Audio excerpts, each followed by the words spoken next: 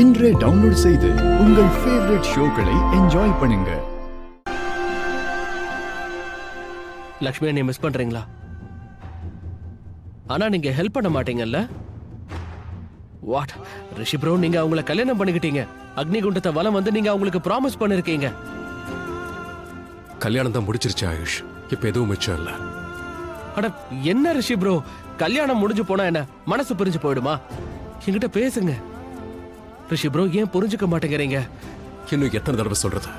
நான் முன்னாடியும் சொன்னேன், இப்ப மறுபடியும் சொல்றேன் ஆயுஷ். நான் லக்ஷ்மியை லவ் பண்ணல, நான் மலிஷ்காவை தான் லவ் பண்றேன். லக்ஷ்மி என்னோட நல்ல ஃப்ரெண்ட். இப்ப இதுக்கு மேல அதுவும் இருக்காது. ஓகே ஃபைன், இருக்கட்டும். நீங்களே சொல்லிட்டீங்கன்னா தென் ஓகே. நீங்க அவங்கள லவ் பண்ணல.